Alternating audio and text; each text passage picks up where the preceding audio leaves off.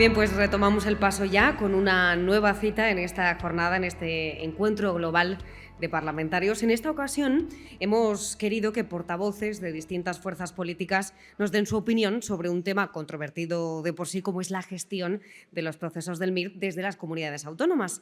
¿Votarán a favor o en contra? ¿Podría verse esto como una posible solución para paliar el déficit de profesionales en nuestro sistema? Dejamos esas preguntas en manos de todos los ponentes que tenemos aquí ya preparados, bajo la batuta de su moderador, José Martínez Olmos, es portavoz del PSOE en la Comisión de Sanidad y Consumo del Senado. Recordarles también que esta mesa, además de en YouTube, también se podrá seguir en directo a través de nuestro canal de LinkedIn. Hola, buenas tardes. Muchas gracias por la invitación para estar aquí. Yo creo que este tipo de encuentros que ya se están consolidando de una manera clarísima son un espacio muy interesante para compartir reflexiones. Sabemos que no nos están viendo fuera desde el punto de vista de lo que habitualmente se hace en política, de hablar también para la ciudadanía, para los votantes de uno y de otro partido. Y eso le da a este encuentro una peculiaridad, y es que permite intercambiar puntos de vista y aprender de las experiencias que se tienen desde los diferentes grupos parlamentarios, pero también desde los diferentes parlamentos, ¿no? Yo he estado en el Senado, he estado en el Congreso, como portavoz de Sanidad del PSOE, tanto en un sitio como en otro, y la verdad es que desde el año 19 que dejé esa actividad, echo de menos, pero también se está muy bien viendo la política desde fuera, ¿no? Pero es verdad que yo vengo todos los años a estos encuentros y algunas personas nos conocemos de hace tiempo, pero hay incorporaciones nuevas, ¿no? A las personas que os incorporáis nuevas, yo os doy todo el ánimo. Es un trabajo muy bonito el del Parlamento, sea el ámbito que sea. Es un trabajo muy interesante. Te permite contactar con la ciudadanía, con los agentes del sector, con las empresas, con las asociaciones de pacientes, y es muy enriquecedor. Así que la verdad es que os envidio desde el mejor punto de vista, ¿no? Porque permite estar activo y tratar de aportar un granito de arena para mejorar la situación del sistema sanitario.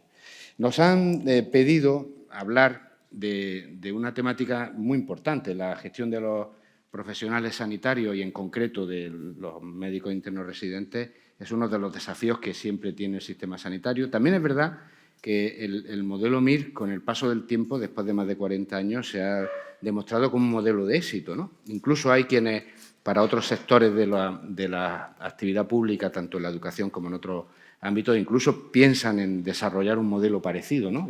Exportar este modelo. Se hace esa reflexión porque, evidentemente, tiene elementos de calidad.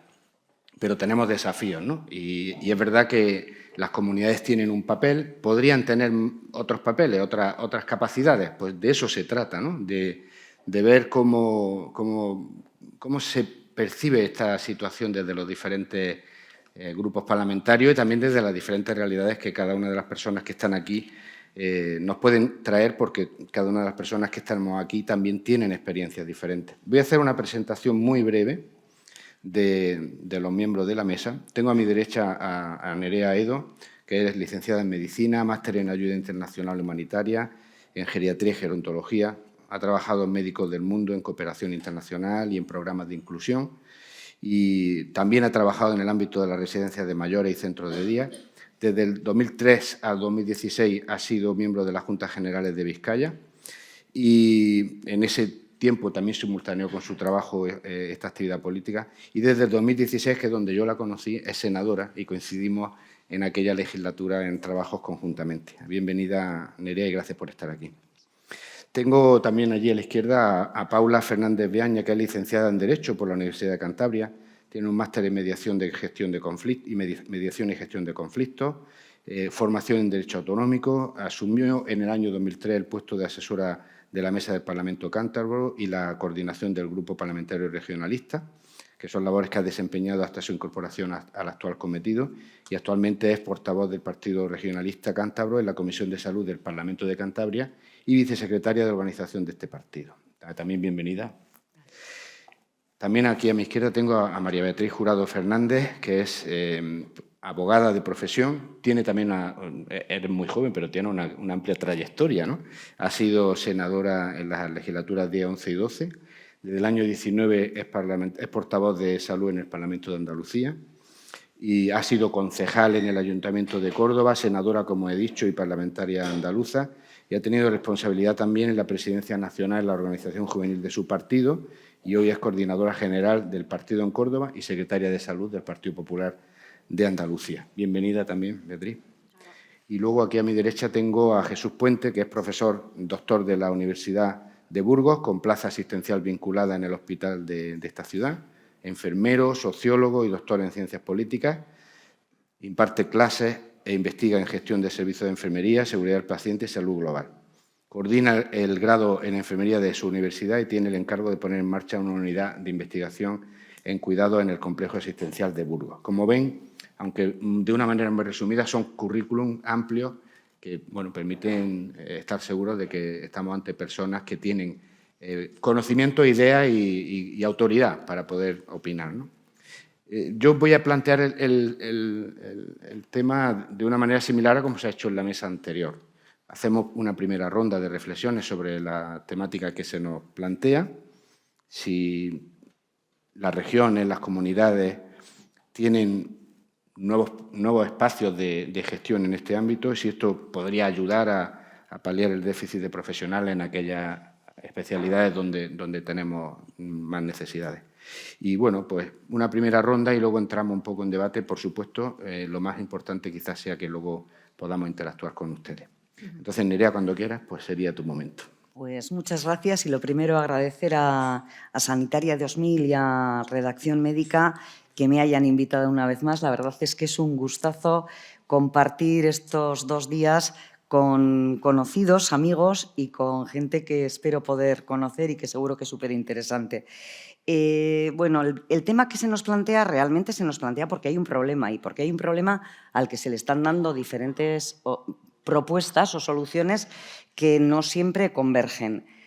¿Cuál es el problema fundamental? Pues la falta de profesionales, sobre todo profesionales en medicina familiar y comunitaria, en pediatría, pero también en enfermería. Y no solo en estos, esos son los que más faltan, pero no son los únicos. ¿Y por qué tenemos ese déficit? Pues podríamos hablar de miles de cuestiones, ¿no? Desde condiciones laborales hasta tasas de reposición, podríamos entrar en cosas, pero yo creo que lo fundamental, y en eso creo que estamos toda la mesa de acuerdo, es que el problema fundamental viene de la falta de planificación y de la falta de adecuación de las necesidades a la formación, en la formación sanitaria especializada. Y no voy a entrar ni en homologación de títulos, poco ágil en este momento, ni en la dificultad de contratación de extranjeros, que podríamos entrar. Yo creo que lo que tenemos que centrarnos es en lo que es esa formación especializada. Y en esa formación especializada yo lo que creo que es necesario es previsión y planificación, pero una planificación y una previsión flexible.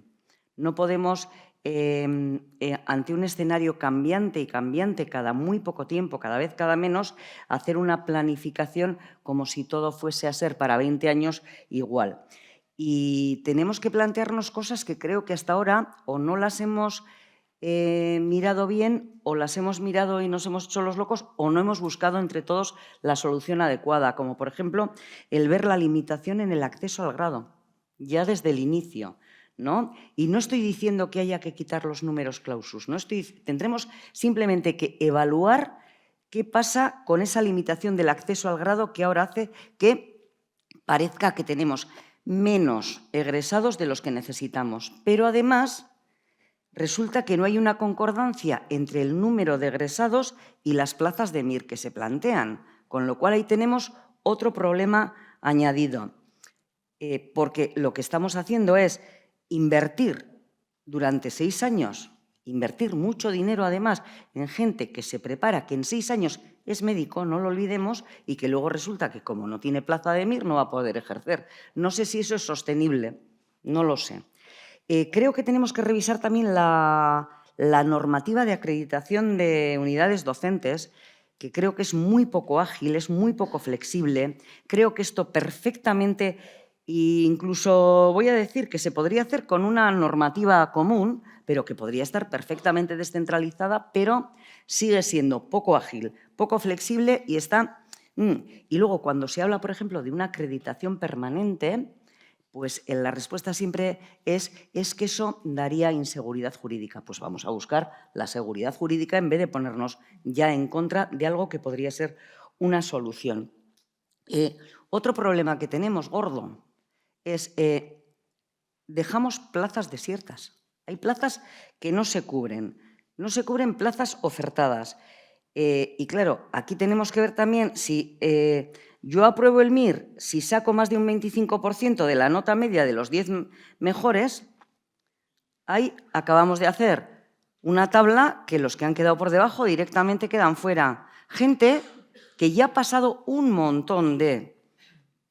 O sea, gente que ya es médico y que no estamos diciendo, porque ahí podríamos también discutirlo, se pueden poner a ejercer, no se pueden poner a ejercer. Eso me parece una discusión diferente. ¿Esa gente puede entrar a ser residente y poderse formar? Yo personalmente entiendo que sí, pero es otra de las cosas que creo que debiéramos discutir, porque ya con el MIR estamos haciendo otro números clausus cuando ya hay una gente que ha pasado una serie de etapas. O, por ejemplo, ¿por qué no hablamos de convocatorias extraordinarias, sobre todo en familia, ¿no? Creo que serían perfectamente posibles. Otra cuestión que para nosotros es fundamental. Sigue en trámite la especialidad de urgencias y emergencias y creo que todos somos conscientes de que mucha gente que hace familiar y comunitaria es porque no tiene otra manera de llegar a urgencias.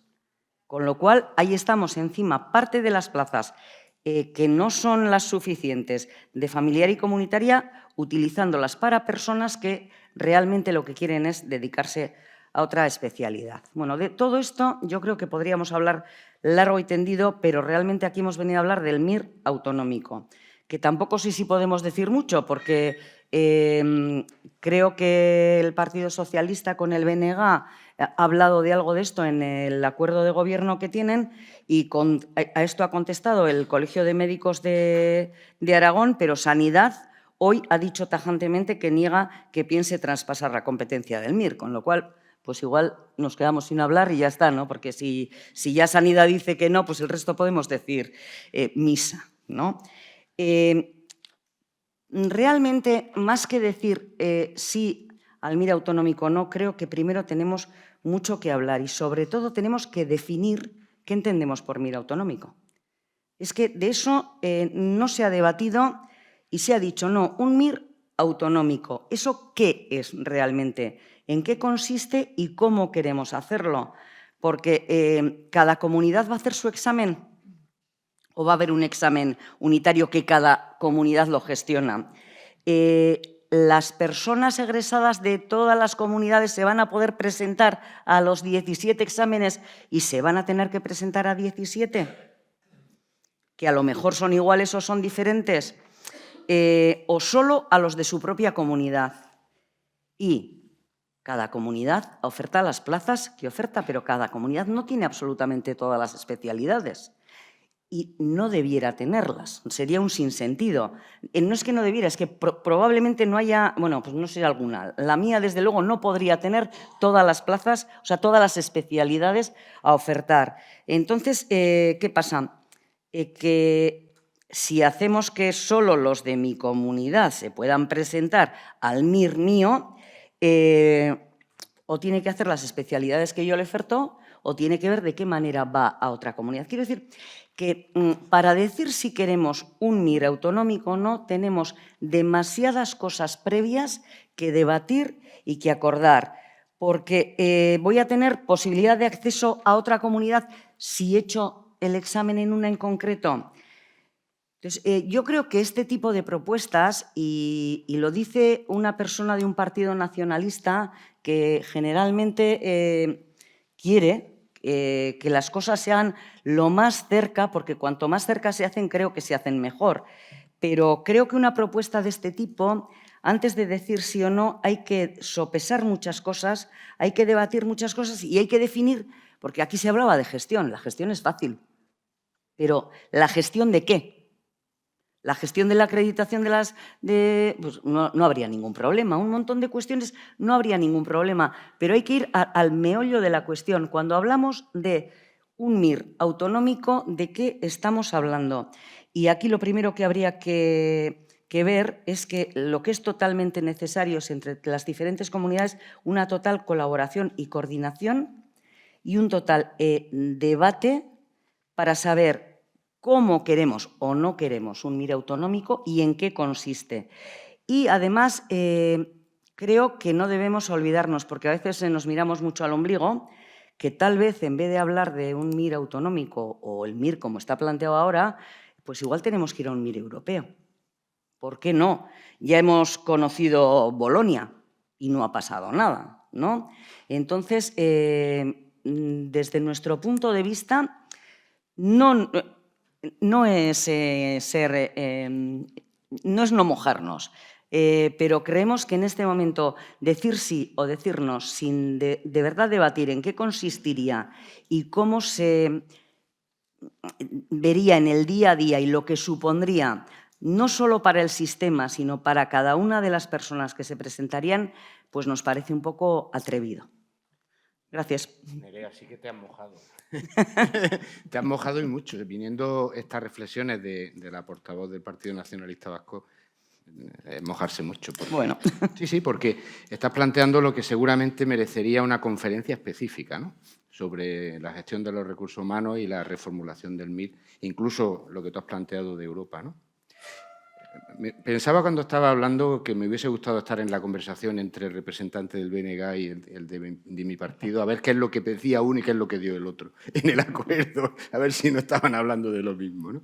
Porque es interesante saber qué tenía en la cabeza quien proponía gestionar algo más del MIR. Pero apuntas desde luego los temas que son sensibles, ¿no? Ahora le pediría a Paula, es portavoz del Partido Regionalista de Cantabria en la Comisión de Salud del Parlamento de Cantabria, también tu punto de vista al respecto. Pues muchísimas gracias. Lo primero, muchas gracias al moderador y a los compañeros de la mesa y, desde luego, gracias a los organizadores. Yo soy nueva, es la primera vez que vengo a un encuentro de estas características y la verdad es que fundamentalmente vengo a aprender. Voy a poner encima de la mesa también mi punto de vista en un tema muy específico, pero sí quería antes hacer una introducción porque me parece fundamental, ¿no? Vengo de una comunidad autónoma que tenemos un eslogan maravilloso que es Cantabria Infinita, y es infinita por muchas razones y sobre todo en las últimas encuestas que se han dado, ¿no?, ocupa los primeros puestos del ranking de los territorios de España donde uno se quiere ir a vivir, no solamente de turismo, sino a instalarse allí. Pero es infinita por muchas razones, porque tiene mar, porque tiene montaña, pero también tiene dispersión poblacional, también tiene envejecimiento, también tiene valles profundos, desfiladeros sinuosos y muchísimas montañas. Y eso significa que, además del envejecimiento de la población que tiene, pues tenemos un problema, que yo apuntaba también antes en la anterior mesa, que es un problema de despoblamiento y un problema de tener que prestar servicios en lugares recónditos donde queremos que la gente se quede allá a vivir, fundamentalmente porque ellos quieren seguir viviendo allí. Y eso significa un coste económico muy alto. Y eso significa que mi comunidad autónoma lucha en el entramado, en ese melón, que parece que también se va a abrir próximamente de la financiación autonómica, por ese coste efectivo de los servicios, como luchamos con otras comunidades autónomas vecinas, ¿no?, como Castilla y León o como Galicia. Luchamos porque para nosotros mantener los consultorios rurales es muy caro, porque para nosotros atender a las personas vulnerables o mayores pues también es muy caro. Por lo tanto, pues a nosotros evidentemente nos cuesta mucho más esas atenciones que a la Comunidad de Madrid o a la Comunidad de Valencia. Nuestro criterio es de coste efectivo de los servicios frente al criterio de la población que tienen ellos. Y creo que eso es un debate muy importante, de muchísima trascendencia para el futuro del estado del bienestar, y la salud no puede quedar al margen de ese debate. Por eso quería hacer esa introducción en este asunto. Bien, en este momento en España, como bien ha dicho la compañera, tenemos un sistema de distrito único a nivel estatal y, además, con motivo de la investidura del nuevo Gobierno, pues se ha abierto la posibilidad de transferir las competencias del MIR a las comunidades autónomas, algo que evidentemente ha levantado recelos, aunque la cuestión no se ha concretado. Y es cierto que ahora está sobre la mesa, pero que ya en anteriores investiduras de este Gobierno también estuvo sobre la mesa y no se hizo nada. Y además hoy hemos tenido la noticia que ha comentado Nerea, con lo cual yo también soy de las personas que piensan que antes de tomar una decisión de esas características hay mucho muchos pasos previos que dar, ¿no? Nosotros creemos que el gran mérito del sistema MIR ha sido crear un sistema de especialización equitativo y de acceso universal. Y creo que ese es el principio del que partimos. Yo pertenezco a un partido, el Partido Regionalista, que tampoco es nada sospechoso de pecar de centralismo, más bien al contrario. Nosotros nacimos porque creíamos y creemos que es fundamental gobernar desde los territorios, pero eso no está reñido, como digo, con diferenciar la gestión del autogobierno, coexistiendo con ciertos criterios homogéneos en la presentación de servicios básicos. Y vuelvo también a esos servicios prioritarios que nos dan el actual estado de bienestar que tiene España, que creo que nos podemos sentir todos bastante orgullosos, ¿no? Lo cierto es que descentralizar el MIR para nosotros genera diferencias en los sistemas de evaluación, dando lugar a que la nota final de los residentes podría ser diferente dependiendo de la comunidad autónoma donde se haya formado, al eliminar criterios de cohesión en los estándares de calidad, y también me uno un poco a las cuestiones que Nerea ponía encima de la mesa, ¿no? Después de esta introducción, yo sí que también quiero aportar a este debate otras ideas y también, ¿por qué no?, hacernos preguntas, como bien has hecho, que luego me parece que pueden despertar mucho interés. Bueno, ¿el ofertar más plazas en las facultades de medicina solucionaría el problema? También se ha dicho que hay que ponerlo encima de la mesa, porque para nosotros a priori podíamos pensar que demandamos más del ofertado, pero se trata de una visión muy puntual, teniendo en cuenta lo larga que es esta carrera, que también se ha puesto ese tema encima de la mesa. Pero en el segundo eslabón de la cadena, en la formación especializada, entramos ya en el sistema sanitario. Aquí las plazas de residente han aumentado considerablemente en los últimos años, de forma desigual en las distintas comunidades autónomas, y todos sabemos que es muy difícil sacar ese examen y que muchas veces cuando uno obtiene el examen de médico de familia comunitaria pues no entra porque prefiere seguir estudiando o esperar a presentarse el año siguiente porque quiere especializada, ¿no? ¿Qué pasa con la medicina familiar? Ahí también tenemos que hacer muchas cosas si queremos que sea atractiva y si queremos realmente poder tener profesionales en los consultorios rurales de las zonas despobladas, ¿no? Por tanto, la pregunta es ¿hasta cuántas plazas más se pueden ampliar, teniendo en cuenta que tiene un coste salarial, que lo abonamos las comunidades autónomas, evidentemente, y un coste de servicio de capacidad de los hospitales para absorberlas, que creo que es otro asunto que también tenemos que poner encima de la mesa, ¿no? Yo siempre miro con muy buenos ojos a mis vecinos del País Vasco porque creo que han incrementado sustancialmente el número de alumnos que se admiten en las titulaciones a casi el doble, y en el plan de estudios de la Universidad Vasca se ha promovido la salud. Se construyen facultades de medicina en todas las provincias, más infraestructuras, y creo que eso es fundamental para retener a los profesionales. Yo me pregunto si en Cantabria nos interesa formar sanitarios, ¿no? Yo miro hacia el pasado de mi comunidad autónoma y, cómo no, la Casa de Salud de Valdecilla, que fue además pionera en esa separación de la actividad hospitalaria de la de beneficencia para crear cuerpos sanitarios especializados y ser pionera en España en aquel momento. Y miro hacia el futuro, donde estamos con muy buenas noticias de ese Parque Tecnológico de la Salud que vamos a hacer en Cantabria y que va a ser fundamental para nuestro Hospital Marqués de Valdecilla, que sigue siendo motor a nivel nacional, ¿no? Entonces debemos de mejorar esas instalaciones para traer médicos, también eso debe de ser la pregunta que nos tenemos que hacer. Pero ¿y esa formación dual de los últimos años de la carrera que permite a los estudiantes interactuar en los hospitales, pero de qué forma? ¿Es suficiente como se les permite? Desde luego para nosotros no.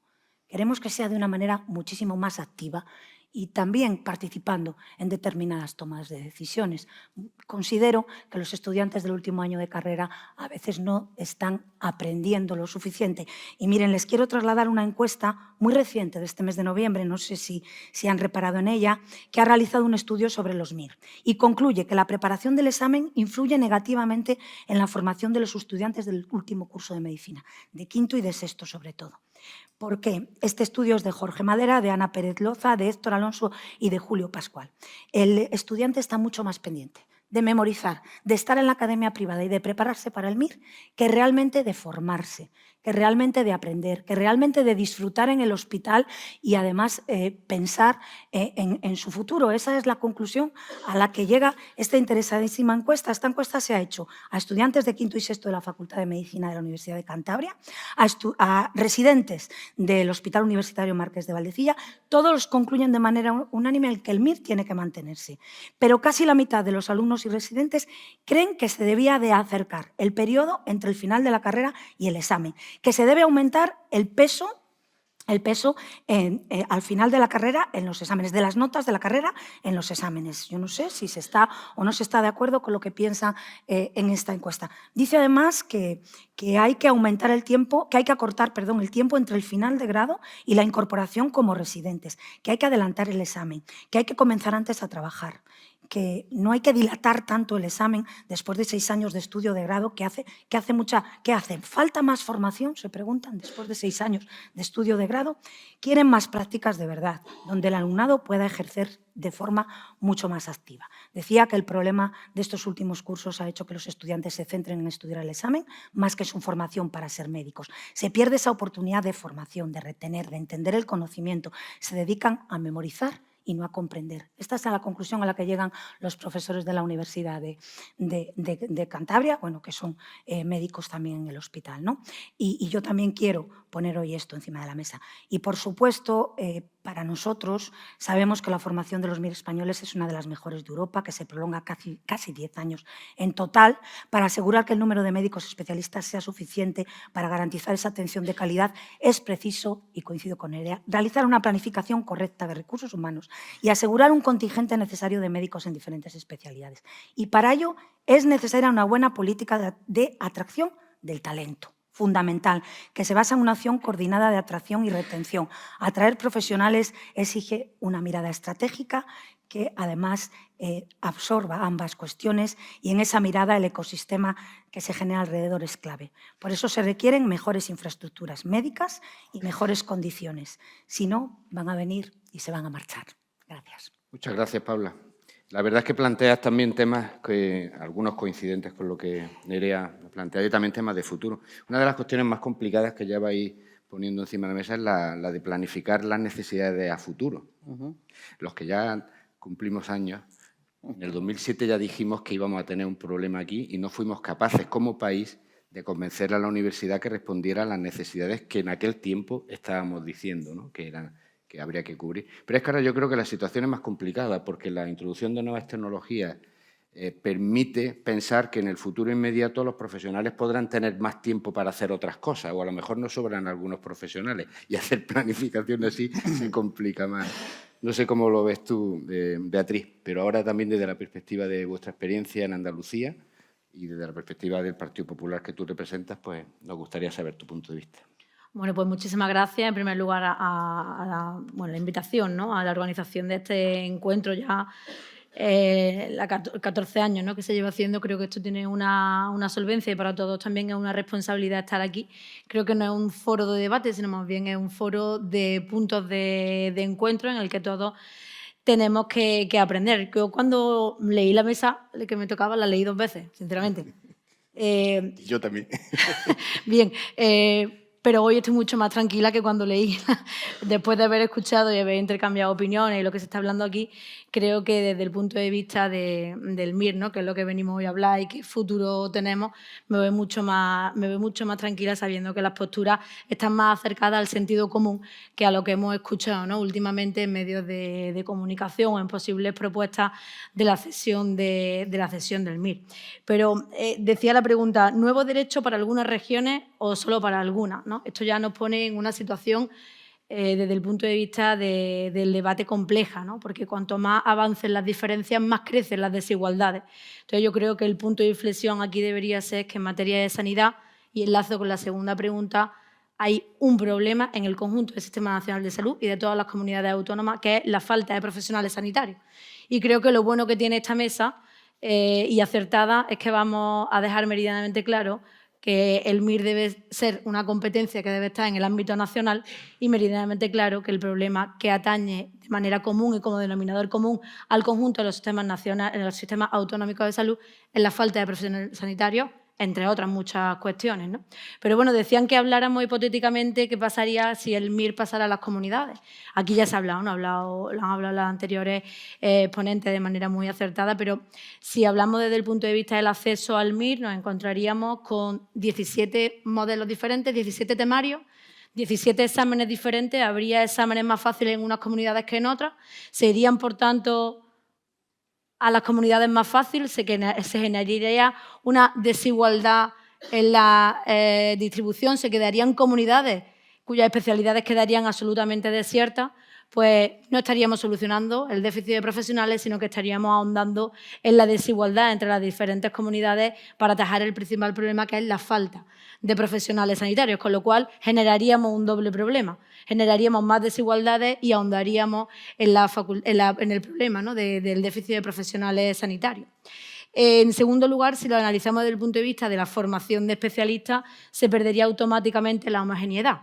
La homogeneidad que se consigue gracias a una comisión nacional en la que se evalúa la especialidad, hace que haya una tendencia a unos estándares de calidad cada vez mayor. Ahora tendríamos 17 comisiones diferentes, habría 17 criterios diferentes, tendríamos, por tanto, diferente calidad, y esto impactaría en el tercer punto, que sería en la prestación sanitaria. Se prestaría la misma prestación sanitaria, habría igualdad en la prestación de la sanidad en los diferentes sistemas autonómicos, con lo cual, tanto en el acceso al MIR, en la formación de especialistas, en la asistencia directa al paciente, pero también en la movilidad entre los propios profesionales sanitarios, podría haber movilidad por cualquier motivo que lo necesite, porque quiera o porque en cualquier momento por alguna necesidad se quiera trasladar a otra comunidad, y también por las implicaciones económicas y logísticas que esto supondría para los sistemas autonómicos, ¿no? Con lo cual creo que desde diferentes ámbitos, así he querido expresarlo, tanto el acceso, la movilidad, la equidad, la igualdad, desde todos los parámetros, el dar la competencia del MIR a las comunidades creo que adolece de cualquier sentido. Lo decimos indudablemente en mi formación, pero nos alegramos también de escucharlo por parte de otras formaciones y sobre todo por parte del Colegio de Médicos y de responsables en todos los ámbitos que consideran que esto es una posibilidad un tanto aventurada, al menos sin estudiar previamente el cómo se haría y qué consecuencias tendría, ¿no? En Andalucía llevamos pidiendo, y enlace con una pregunta que había lanzado, ¿no?, ¿cuántos MIR, ¿no?, tendríamos que pedir? ¿Cómo lo cuantificamos? Hay 4.000 que se han quedado fuera. Desde Andalucía, nuestra Junta de Andalucía, con la consejera a la cabeza, en los comités interterritoriales de salud, pide reiteradamente una convocatoria extraordinaria de 1.000 plazas durante cada año.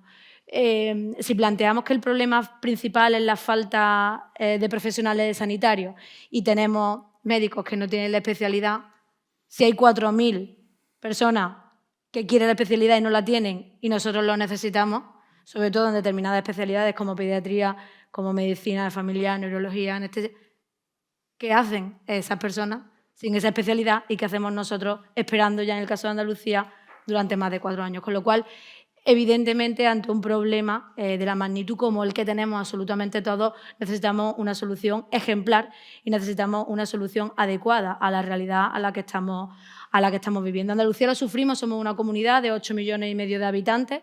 Nuestro tamaño es mayor que Portugal, solo que estamos tumbados en lugar de pie.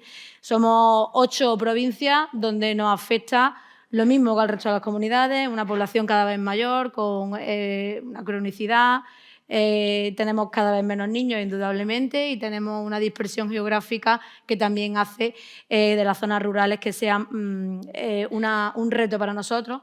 En Andalucía hemos denominado como esas zonas de difícil cobertura, que hay un problema real donde faltan pediatras, donde faltan médicos de familia, donde no se encuentran para poder hacer sustituciones y genera problemas que están siendo un verdadero quebradero, ¿no? No solo para las familias, para las personas que no tienen la atención que necesitan en ese momento, sino para quien gestiona, que no encuentra a esos profesionales para dar la atención que necesitan nuestros vecinos, sobre todo en esa Andalucía rural, en esas zonas de difícil cobertura.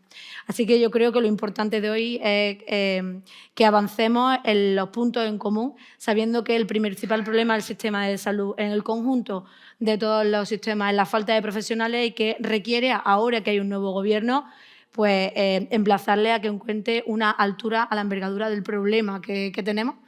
Evidentemente en el MIR puede haber cambios, se ha pedido también flexibilización en las unidades docentes y esa convocatoria extraordinaria, ese aumento en las plazas de medicina, En fin, hay muchos ámbitos en los que podemos ir avanzando. Creo que hay más puntos en común que en desacuerdo, y el punto en común es que tenemos que seguir fortaleciendo nuestro sistema de salud, el sistema nacional y los sistemas autonómicos, porque el objetivo último de todos los que estamos aquí no es otro que el servicio de entrega, el servicio de mejorar la vida de nuestros vecinos, de mejorar la vida del conjunto, en este caso nosotros de los andaluces, y para eso pues, necesitamos un sistema público fortalecido en Andalucía y en el conjunto nacional. Muchas gracias, Beatriz. También reflexiones que en algunos casos coincidentes. Yo quiero subrayar que tanto el caso de Beatriz como Nerea, aunque quizás con matices, la cuestión de revisar la acreditación de la unidad de docentes es un asunto que es importante y que también merece la pena hacerlo si se aborda con mucho rigor, porque una de las claves de éxito del MIR ha sido precisamente la garantía de calidad de la formación. Y eso tiene que ver con la acreditación de la unidad de docentes. Siempre se puede hacer más y se puede hacer mejor, y este es un punto que merecerá la pena también pensar. Pero fijaros, permitid que nos tuteemos porque somos colegas. Cuando hablamos del número de profesionales, si faltan o no, también tenemos que pensar si pueden sobrar en el futuro. Los profesionales que hoy nos faltan son los profesionales que hace 12 años no fuimos capaces de crear. Y los profesionales que mañana nos sobren pueden ser los que hoy hayamos creado sin necesidad. Fijaros de lo que estamos hablando. Y es muy probable que casi ninguna de las personas que estemos aquí, dentro de 12 años, tengamos responsabilidades. Algunas sí, pero lo normal es pensar que 12, 14, 16 años no se está tomando decisiones, ¿verdad? Entonces, esto es una reflexión, yo creo que también merece la pena tenerla en cuenta cuando hablamos de qué MIR queremos y cómo queremos afrontar el futuro de las necesidades de los recursos humanos, en este caso en materia de salud, ¿no? Bueno, pues ahora el turno de Jesús Puente, portavoz del PSOE en la Comisión de Sanidad de las Cortes de Castilla y León, y también, como le hemos pedido a las anteriores compañeras, pues una aproximación desde tu punto de vista y luego ya podemos quizás profundizar algún aspecto. Muchas gracias. Lo primero, agradecer a los organizadores de este evento que hayan considerado que yo pudiera estar aquí, porque soy novato en el sentido de que asumo esta función como portavoz de Sanidad por primera vez y desde la oposición, con lo cual es muy distinto cuando se está gobernando que cuando se está en la oposición, donde tienes que estar forzado a buscar propuestas y buscar la mayor oferta de políticas para mejorar las circunstancias. Yo creo que no estaríamos aquí hablando de esto ahora por dos razones. Una, por la coyuntura política, que ya se ha quedado clara, y la segunda razón por la que estamos hablando de esto y estamos tan preocupados es porque no es que no haya médicos especialistas, es que el déficit crónico es de médicos especialistas en medicina familiar y comunitaria. Yo creo que si esta específica formación en MIR no estuviera en crisis, probablemente estaríamos hablando de algo un poco más técnico, más elaborado. El MIR, como bien has dicho, ha creado mucho consenso, nos ha dado una calidad a la sanidad pública española reconocida dentro y sobre todo fuera.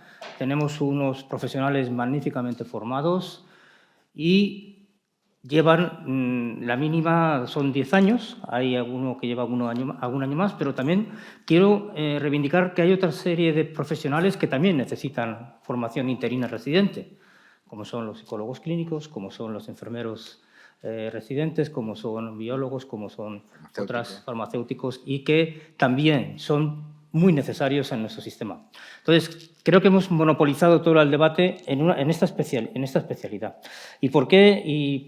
Preguntaba, ¿por qué estamos así? Cuando hay informes desde 2008. Si uno los puede consultar en el Ministerio de Sanidad, hay ya creo que 5 informes con 10 años vista. Y curiosamente he ido al primero, el 2008, y resulta que ya en ese momento había un déficit de especialistas para atención primaria del 36%. Curiosamente, en ese año también se dice que se ha aumentado el número de estudiantes del grado de enfermería y se pasó en la década de los 90 de tener 4.000 a tener 7.000, después de ampliar las plazas dentro de las universidades. Y siempre en ese mismo momento había más oferta de plazas que candidatos. Y estamos en la misma circunstancia. Era, además, en ese momento también una especialidad de demanda creciente, que es curioso, ¿no? Vino la crisis y esas planificaciones que parecía que iban en buen sentido apareció un agujero negro en todo nuestro sistema sanitario y no se volvió a hablar del asunto. Los MIRs fueron convocándose con menor número y volvemos de nuevo otra vez en 2017 a replantearnos que así no podemos estar. Entonces, claro, como la perspectiva de los políticos va de 4 años en 4 años y la formación de un médico especialista lleva mínimo 10, e incluso de un enfermero especialista son 6, pues claro, probablemente la planificación política no es acorde con la realidad. Entonces, ponerse todos de acuerdo en cuál va a ser de aquí a 10 años un futurible, pues está la coyuntura del día a día, está lo que puede surgir, una crisis económica que nos reviente todas las planificaciones económicas de los sistemas y nos puede complicar bastante la vida, ¿no? En ese sentido, ¿no? Se dice que se puede, que se haga, el hecho de actuar el último, se me acumulan muchas intervenciones de los que me han antecedido, ¿no? A mí el elemento, ¿cuántos médicos serían suficientes? Si hay que formar a más, ¿no? Las últimas previsiones del Ministerio creo que hablaban de un 15% de más plazas para médicos en las facultades y en las universidades. Curiosamente, quien ha entrado al trapo y quien ha tomado el relevo para formar nuevas plazas ha sido el sector privado. Las universidades privadas han aumentado significativamente el número de plazas, mientras que las públicas se siguen resistiendo, ¿no? Se plantea aquí que habría que sacar una convocatoria extraordinaria y formar de golpe y porrazo a 1.000 médicos. Yo creo que aquí me voy a poner el gorro de universidad. Sí, sé que la universidad se resiste siempre a aumentar las plazas, pero formar médicos, enfermeros, psicólogos clínicos es algo muy delicado. No es, con perdón, no es como otras disciplinas donde se puede, desde el punto de vista teórico, se puede formar más profesionales. Se necesitan espacios en los hospitales, se necesitan tutores, se necesitan unidades acreditadas. Se necesita tener un profesorado permanente mínimo para poder garantizar que la calidad de la educación es la idónea. Y sé que sí, que las universidades a veces nos ponemos muy exquisitos y cuando nos proponen, a mi universidad me están proponiendo que ampliemos en 2 campus para formar más graduados en enfermería. Y nos resistimos porque decimos, ¿tenemos lugares donde puedan hacer las prácticas clínicas, que es donde realmente se forja un buen profesional?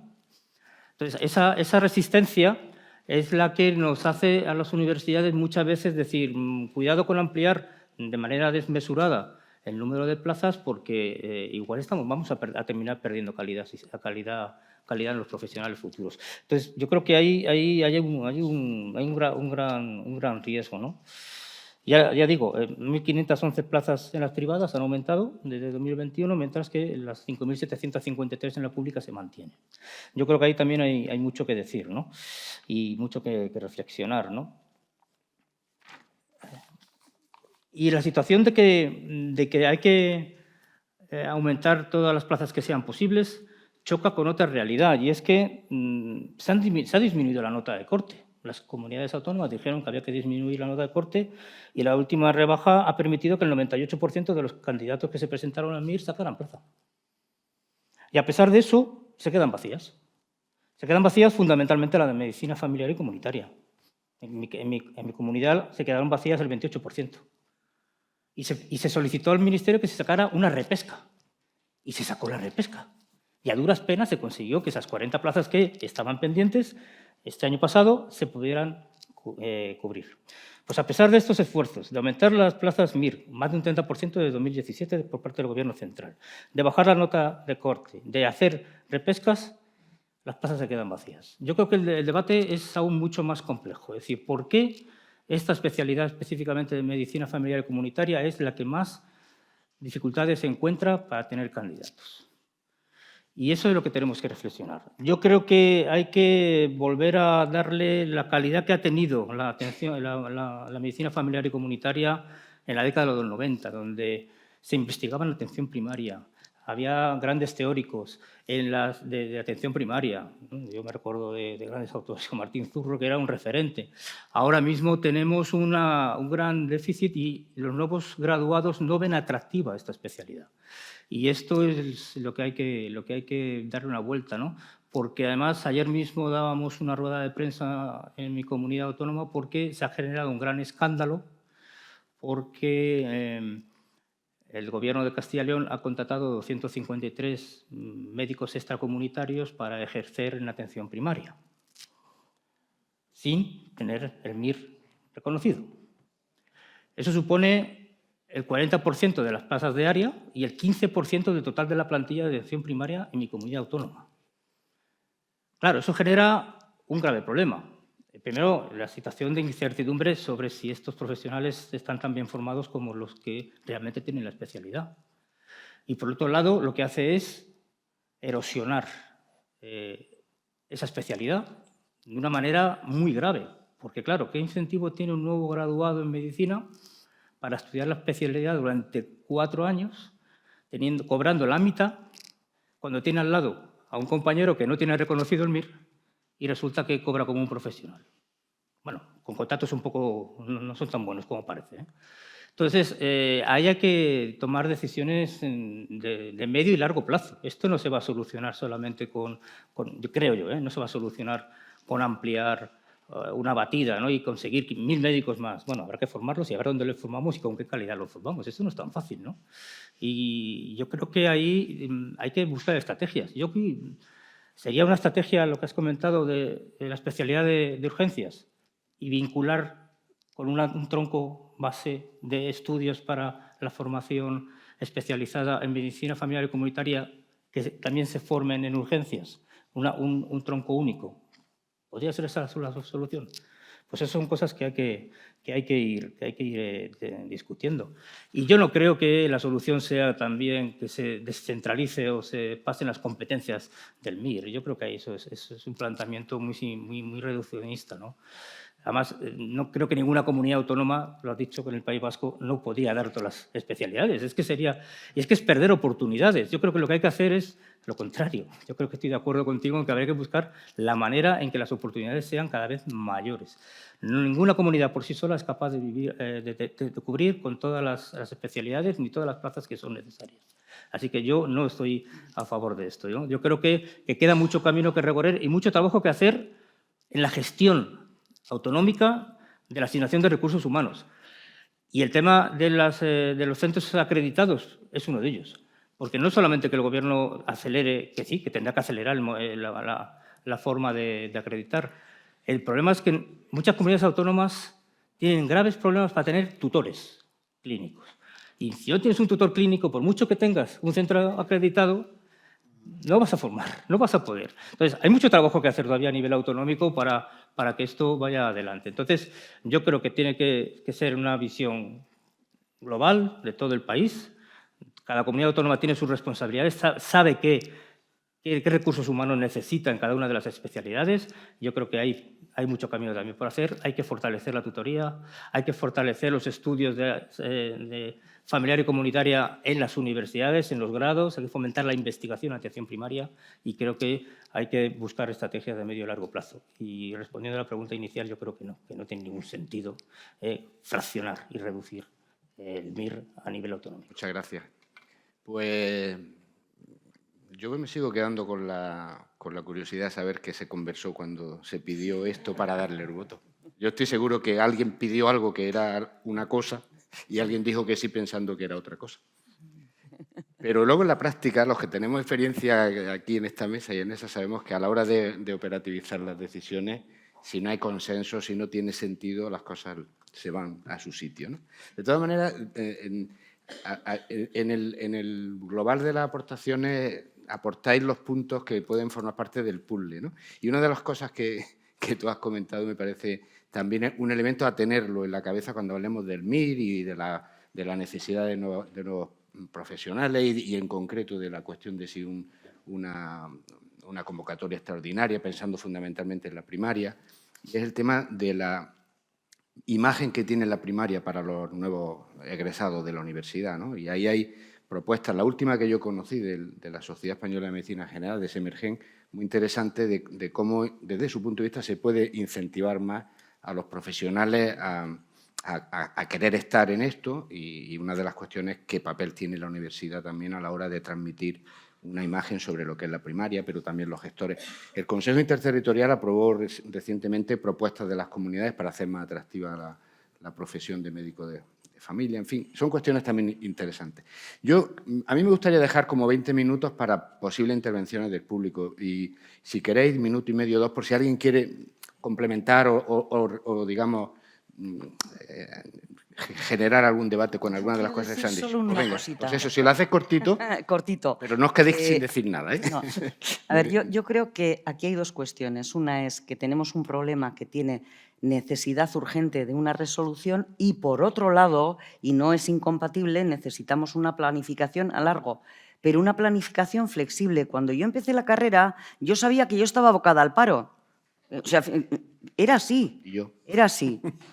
Y hacías la carrera y te decían tus padres, vas a estar 6 años y no sé qué y tal. Y decías, pues sí, pues mira, la voy a hacer. Por eso quiero decir que no se puede estar planificando, encorsetando la planificación. Y eso tiene los problemas que tiene con la universidad, con cómo estiro, cómo encojo el chicle. Bien, pero eso tendremos que valorarlo y estudiarlo. Si tuviese la solución, se la daría a quien fuese, pero no la tengo. Es la cuadratura del círculo, Ya. pero hay que buscar la solución por ahí. Y solo por decir, yo no he dicho que me parezca que la competencia tiene que estar en el Estado. Ya lo sé. Yo lo que he dicho es que hay que abrir un debate profundo y muy serio viendo todas las cuestiones que nos estamos jugando y sobre todo definiendo sobre qué estamos hablando, porque a lo mejor solo estamos hablando de criterios comunes y una gestión descentralizada o estamos hablando, no, ya de cosas diferentes y como todavía no nos hemos puesto de acuerdo en qué estamos hablando, pues es difícil definirse. Y por último, esto es un problema no del Estado, es un problema europeo.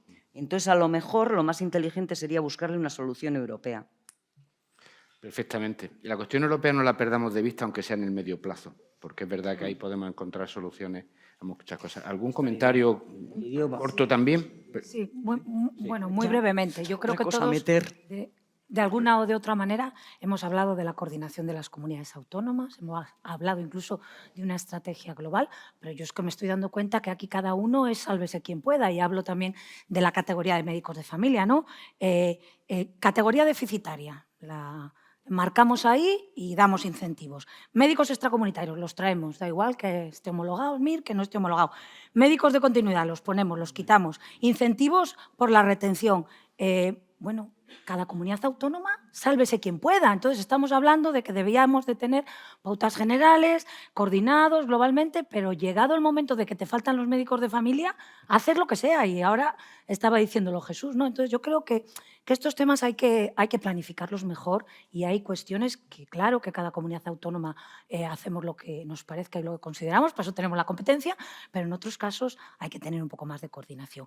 Y luego, yo no sé si vosotros lo habéis oído, pero a mí me duele mucho que todavía oigamos el clasismo que ha creado el sistema MIR con la categoría de los médicos de familia. Y eso lo estamos oyendo hoy día. Ni formación, ni pueden dar docencia. ¿Cómo tenemos que incentivarlo de alguna manera? No podemos seguir permitiendo que la gente diga que tengo que ser un cirujano plástico, un oftalmólogo, porque ser médico de familia no está bien visto. Y esto se sigue diciendo. Yo lo sigo oyendo. Entonces, a mí me parece que ahí tenemos que darle a esa categoría el sitio que se merece. Claro, es cierto que, os pongo un ejemplo de Cantabria y termino, quiero ser un médico especialista y vivir en Santander y ser médico de familia en Liébana o en Campó. Tela. Pues sí. ¿Beatriz? Sí. Dejamos a Beatriz y terminas tú cortito para dar palabra. No, que incido, sigo en ese tema, lo que nosotros aquí denominamos la zona de difícil cobertura, donde está el verdadero problema. Evidentemente tenemos, indudablemente, hay que planificar al medio y al largo plazo, pero la verdad es que ahora mismo tenemos problemas acuciantes en este momento. Entonces, cuando uno está gestionando, tiene que atender, y hay que hacerlo, a esa planificación, pero también a dar la solución al problema real, ¿no?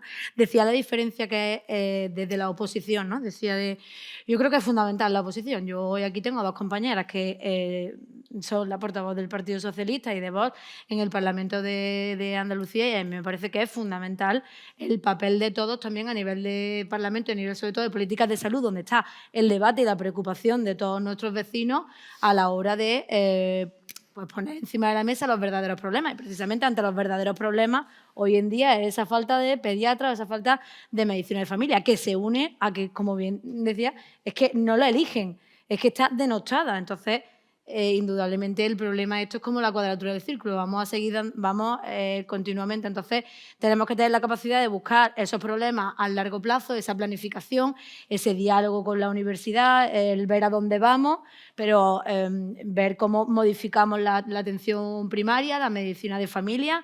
No solo podemos ir a ese sálvese quien pueda de cada uno, porque en ese sálvese quien pueda la forma de salvarse es dar incentivos económicos. Te pago más, soy más atractivo y te vienes. Pero decía al principio, cuantas más diferencias haya, más crecen las desigualdades. Cuanto más dinero tengan algunos sistemas autonómicos, cuanto más prebendas tengan algunas comunidades autónomas desde el punto de vista de la financiación, más posibilidad tendrán de dar ese sálvese quien pueda en el momento, que es mejorar esa retribución económica momentánea y hacer más atractivo a que los especialistas se vengan a esa comunidad. Entonces, creo que de la mano de dar soluciones en el momento real y en largo plazo, tenemos también que tener muy presente en qué estamos convirtiendo también nuestros sistemas autonómicos de salud en relación a la financiación que tienen cada una de las comunidades que se tienen, ¿no? Yo sé que es un debate peliagudo, pero es la realidad, el problema real que hoy hay. Si mañana abrís el periódico El Diario de Sevilla o cualquier periódico que abráis mañana por la mañana o lo veáis en el móvil, mejor dicho, indudablemente va a ser el distrito tal de Sevilla, faltan 5 pediatras, se movilizan tal. Claro, es que ese es el problema real. Planifiquemos los médicos, que probablemente sean de especialidades distintas a la pediatría, las que hagan falta dentro de 10 años, pero también demos solución a los problemas que haya ahora, con lo cual una convocatoria extraordinaria de 1.000 puede resultar algo que no es la solución real, pero igual sí puede ser la solución para el momento concreto. Bueno, es muy interesante lo que está diciendo, y además cuando hablamos de planificaciones de medio y largo plazo, al menos desde mi punto de vista, lo que yo he hecho en falta en la experiencia es que la visión estratégica la debe tener más la oposición, porque algún día va a gobernar. Y nos encontramos que muchas veces cuando se está en la oposición se dice una cosa que luego cuando se gobierna es lo contrario. Y el día a día hay que hacerle caso. Sí, esto es verdad. Es decir, cuando hablamos de un tema que la solución sabemos que es a medio o largo plazo, eso debe de formar parte del ADN de la oposición, aparte de las críticas con propuestas concretas a la coyuntura. Y a los gobiernos les interesa resolucionar también lo coyuntural, porque es por lo que le van a exigir cuentas en unas elecciones en poco tiempo. Esto es un debate que me parece de fondo, no solamente para la cuestión de los recursos humanos, ¿no? Jesús, si quieres también brevemente, y dejamos ya que nos hagan preguntas o intervenciones, que también podéis opinar, no solo preguntar, también decir cómo lo veis vosotros. Bueno, estar en la oposición tiene una perspectiva de, precisamente, como no tienes que comprometerte directamente, puede ser mucho más arriesgado en hacer las propuestas, ¿no? Pero también hay que mirar más allá de lo inmediato, ¿no? Yo creo que para eso estamos, tanto la oposición como el gobierno, yo creo que es importante. Y por eso yo creo que estos foros nos gustan, porque intercambiamos con personas que piensan distinto que nosotros, ¿no? El tema del, no sé, clasismo y médico de familia denostado. No hay nada que limite a un médico de familia a dar clases en la universidad. No hay nada que limite, en principio, a investigar. Otra cosa es que hayamos caído en una atención primaria que ya se ha olvidado de lo que era la atención primaria en España a principios de los 80, que era un referente alma ata y de las distintas otros movimientos internacionales de potenciación de la atención primaria, ¿no? Yo recuerdo cuando trabajaba en atención primaria al principio, la cantidad de competencias que hacíamos con la comunidad, la de cantidad de intervenciones que veíamos en la comunidad, y que esto nos daba un significado muy importante para nuestra profesión. Ahora parece ser que la atención primaria es un guardia de tráfico que lo único que hace es derivar a especialistas.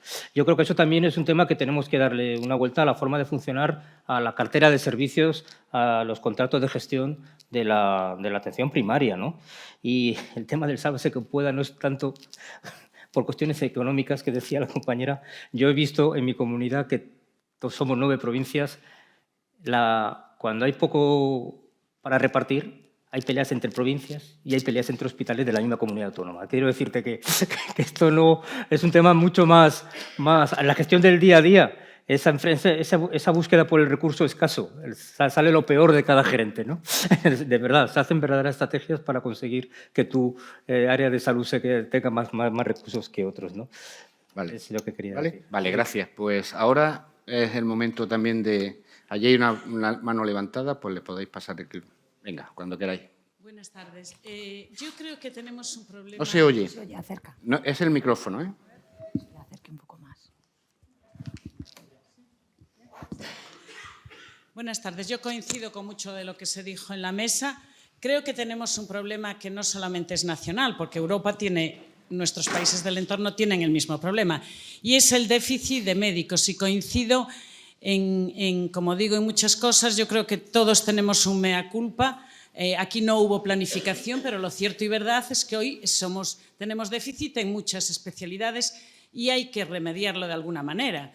Entonces yo abogo porque tendría que haber un plan de choque a nivel nacional con un gran pacto estatal que pusiese remedio a todo lo que nos ocurre en todas las comunidades, porque vivimos robándonos médicos de una comunidad a otra. Y dentro. Y tenemos fundamentalmente médicos de familia y médicos y pediatras. Yo no estoy de acuerdo en lo que se dice. Yo creo que es más algo que se ha inventado, porque el médico de familia, en realidad, tenemos los mejores médicos de familia, los mejores formados, y Nerea decía lo que pasaba en el año 80, cuando yo terminé la carrera, íbamos 20.000 a un MIR para 1.300 plazas y sobrábamos, y de aquella íbamos directamente, porque no había medicina de familia en esos tiempos, íbamos directamente como quien te tira los leones, ibas aprendiendo y formándote de la manera que podíamos. Los que tuvimos la suerte de hacer especialidad, bien, pero creo que un plan estatal que nos solucione el problema, y yo desde luego abogo por un plan, una convocatoria extraordinaria para médicos de primaria. Son los médicos mejor formados y para mí a los que más respeto, porque los especialistas nos llega lo nuestro, pero es que el médico de atención primaria tiene que saber de todo, tiene que resolver todo. Más palabras. Aquí, allí atrás y ahora aquí delante también hay otra palabra, ¿vale? Sí. Sí. ¿Voy Luego yo? respondemos si es que hay que responder o complementamos.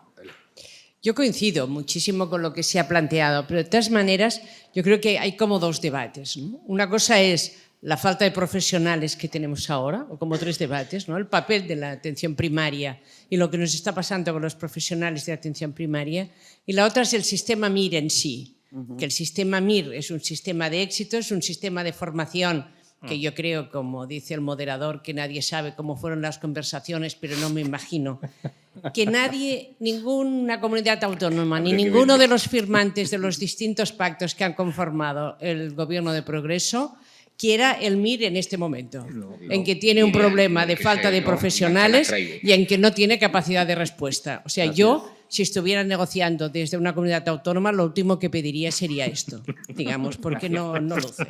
Gracias. Aquí también... No, solo déjame añadir una cosa sobre el tema de la atención primaria. Yo creo que el problema que decía la compañera de que la especialidad denosta la atención primaria, yo creo que el problema es que ya en la formación de grado no hay una cátedra de atención primaria. Es que no hay. La atención primaria no está ni en el grado. Entonces no podemos prestigiar una especialidad porque en el fondo en la forma es una especialidad, si no la reconocemos ni tan solo en el grado en el cual lo estamos formando. Yo creo que solo hay una solución, y seguro que hay muchas más, pero o se le da más capacidad de diagnóstico y más instrumentos, o será muy difícil que quieran acceder a la atención primaria. Gracias. Aquí delante también hay palabra pedida. Levanta la mano eso, para que vea quién te trae el micrófono. Yo, al igual que Nerea, buenas tardes, provengo del MIR del año 82, en el que no eran las plazas que dice la compañera, sino que nos presentábamos 22.000 para aproximadamente 2.200 plazas.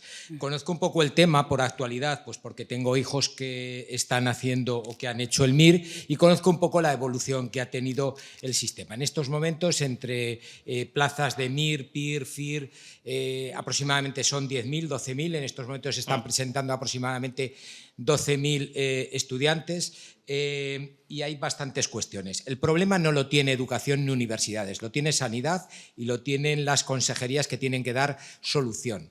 Se encogen de hombros en las universidades en cuanto a formación de médicos, y realmente el problema repito, deriva en la Consejería de Sanidad, que es el que tiene que dar soluciones en cuanto a formación. Con respecto al tema relativo a lo que es la descentralización, no lo comparto. En estos momentos incluso estamos hablando de la EBAU, de criterios uniformes que están generando una gran discordancia entre las distintas comunidades. Hay un error en cuanto a las necesidades que plantea cada comunidad autónoma en cuanto a sus especialistas, pero luego, antes se lo he preguntado a Nerea, ¿qué porcentaje de especialistas formados en MIR en el País Vasco se queda en el País Vasco? Me decía, el 80%. Bueno, pues es que la realidad es que las necesidades cambian, y cambian por una serie de circunstancias que han ocurrido en los últimos años y que realmente no sé si se contemplan en lo que es la planificación. Por ejemplo, las conciliaciones, bajas maternales, bajas paternales, una serie de cosas que antes no se contemplaban y que en estos momentos es una realidad patente y vigente, y que esa circunstancia pues es así, ¿no? La jubilación. En estos momentos no hay una jubilación de los facultativos. En algunos sitios hasta hace unos años era 65, ahora se ha ido ampliando hasta los 70 de una forma voluntaria, incluso algún consejero ya ha adelantado hasta la posibilidad de los 72. Es decir, hay una serie de cuestiones que hacen tremendamente difícil la planificación. Con respecto a la acreditación, yo provengo de un sistema en el que la posibilidad de salir era escasamente 3 meses. Ahora prácticamente tienes un 25% de posibilidad de rotar en otros servicios. La acreditación no es que tengan que tener la totalidad de unidades dentro del hospital.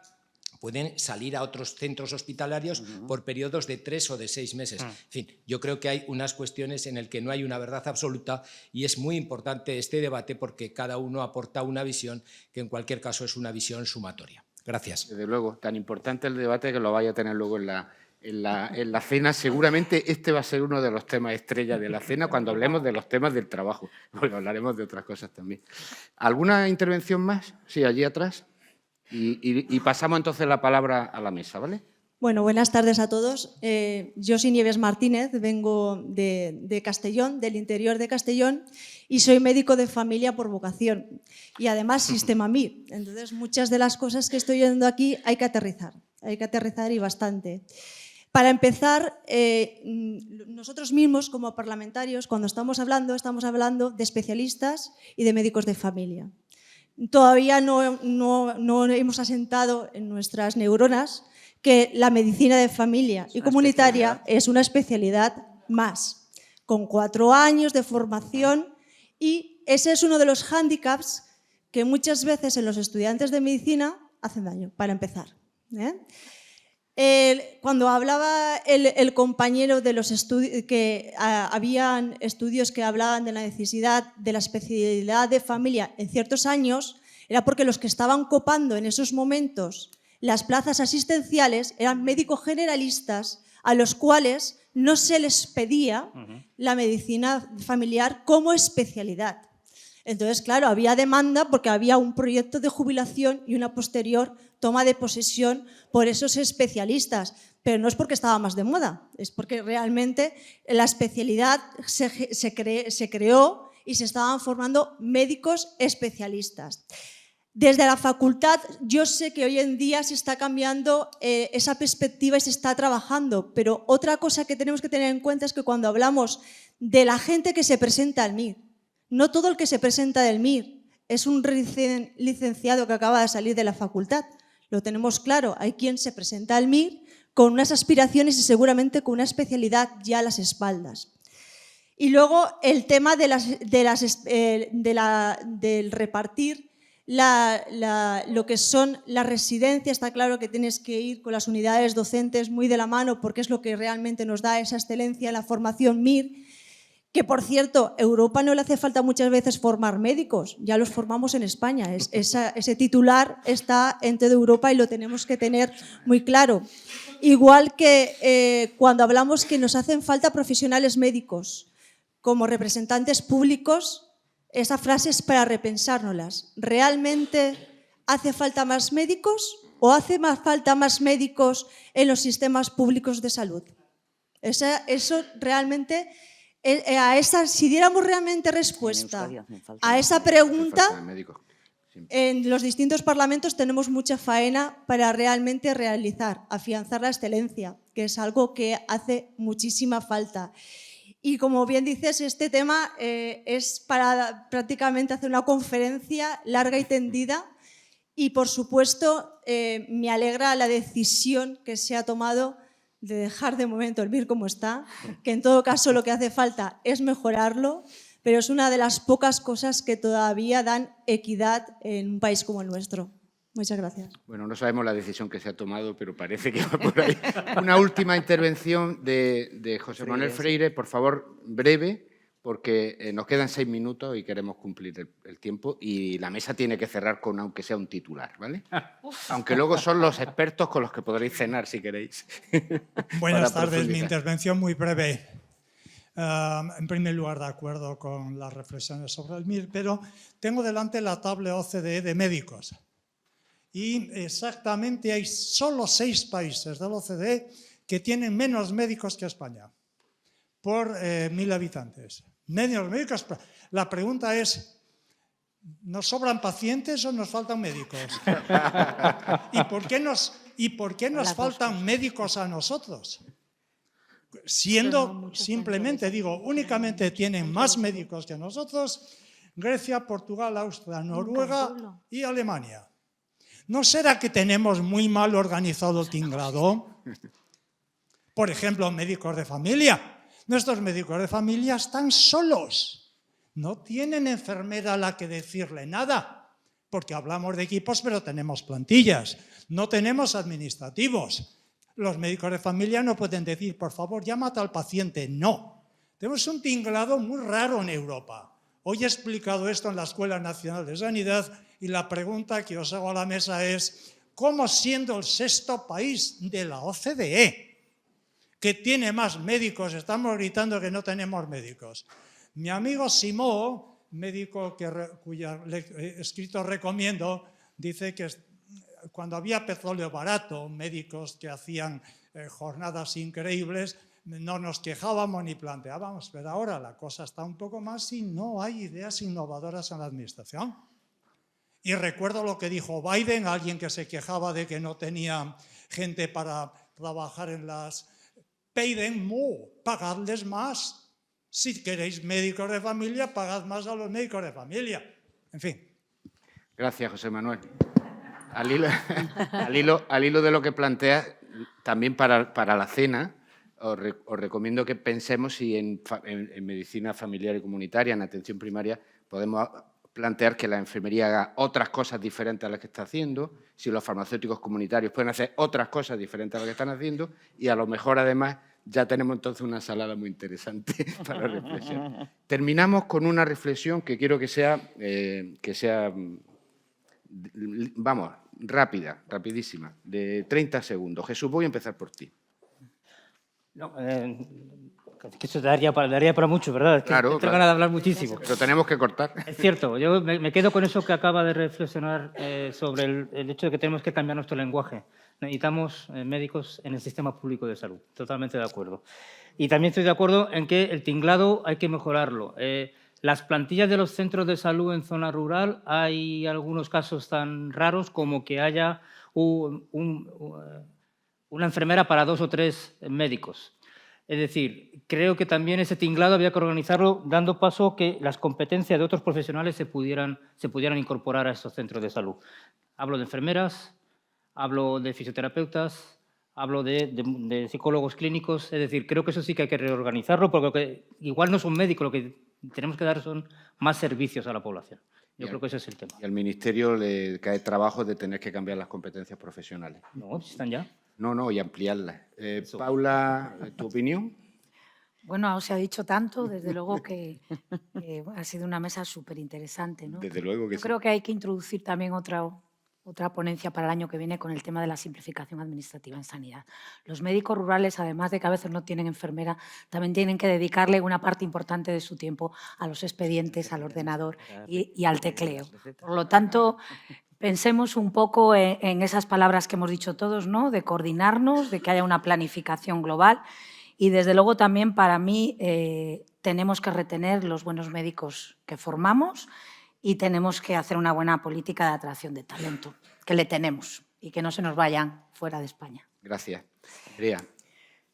A ver, así en plan telegrama. Yo creo que el MIR, no voy a entrar en si es bueno o es malo, es regular. Lo que hay que hacer es revisarlo, porque ya tiene sus años y tiene déficits. Por otro lado, tenemos que repensar la organización de los sistemas sanitarios. Y lo que habéis dicho para mí es claro, poner en valor a profesionales que no son médicos y que tienen un valor que en este momento y unas capacidades que en este momento se están quedando cortas. En mi tiempo, para que la gente se vaya con un poco de ánimo, decían que los médicos, en aquel momento eran los médicos de cabecera. Los médicos de cabecera eran médicos y el resto eran mecánicos, porque se dedicaban solo a una cosa. Y eso yo creo que igual hay que repensarlo, ¿no? Y lo que se ha dicho aquí de que el hacer un MIR autonómico, no sabemos lo que es, pero bueno, que daría diferencias de calidad y de prestación asistencial. Las diferencias en la calidad y en la prestación asistencial existen ya y no tienen nada que ver con el tema del MIR, tienen que ver exclusivamente con la inversión en el sistema público de salud que cada uno hace. Y eso es una cuestión de prioridad política. Gracias, Nerea. Beatriz, pues te toca a ti cerrar la mesa. Pues lo voy a cerrar con el balón que me acaba de dejar Nerea, voy a meter el gol. Andalucía, nuestra prioridad está clara, hemos llegado hasta el 7,7 del PIB, una subida altísima, pero también hay que decir que no es suficiente porque seguimos teniendo grandes problemas dentro del sistema andaluz de salud. Y en ese sentido creo que es fundamental, y aquí hoy lo hemos hablado, que seamos conscientes que no hay problemas independientes de comunidades autónomas, sino que en el caso de la sanidad tenemos, y lo ha dicho alguien aquí hoy, que tender a un gran acuerdo en el ámbito nacional para atender al gran problema que tenemos de falta de profesionales sanitarios, que aunque seamos un país que tenemos más que otros dentro de la OCDE, lo que sí es cierto es que hay demanda real, porque Andalucía, en mi caso, podemos decir que es muy grande. En cada pueblo hay un centro de salud, un consultorio que requiere en este caso, de un especialista de medicina comunitaria o de un pediatra, y aunque tengamos muchos, siguen siendo insuficientes para el gran territorio que tenemos. Me quedo con la tranquilidad, como decía antes, de que el MIR, creo que hay un acuerdo unánime entre todos, va a seguir siendo dentro del Sistema Nacional de Salud.